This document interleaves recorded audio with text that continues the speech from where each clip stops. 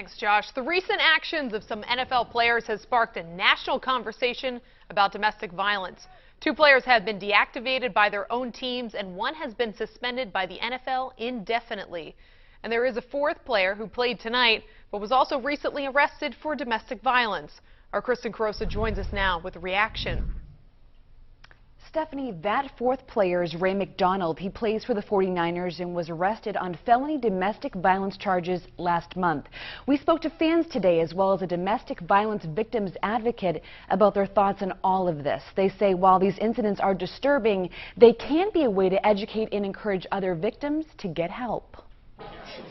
As football fans settled up for another round of games Sunday in Manchester, many are reacting to recent actions of some players as yet another is sidelined. I don't think anybody should hurt anybody. The Carolina Panthers deactivated Greg Hardy, who was convicted of domestic violence this summer. This comes after the Minnesota Vikings deactivated star running back Adrian Peterson. Peterson is accused of disciplining his 4-year-old son by hitting him with a switch, causing cuts and bruises. And I don't think it should be tolerated anywhere. The cases are similar to Ray Rice, who was cut by the Baltimore Ravens before being suspended indefinitely by the league after a video surfaced of him hitting his then fiancée. Police report was very clear. He hit her with an open hand and she was knocked unconscious. Maureen McDonald of the New Hampshire Coalition Against Domestic and Sexual Violence says this is an opportunity to have a serious conversation about domestic violence and, more importantly, how to prevent it.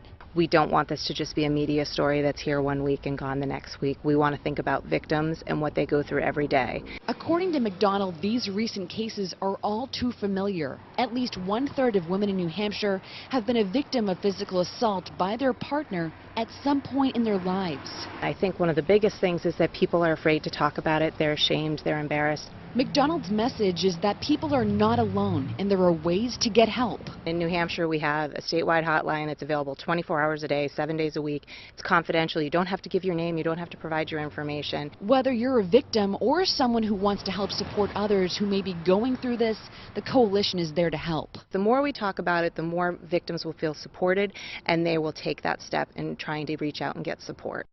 McDonald says there's no better time to get involved with the coalition. October is Domestic Violence Awareness Month. There will be many events that people can get involved with to help people in the community. Live in the studio tonight, Kristen Carosa, WMUR News 9.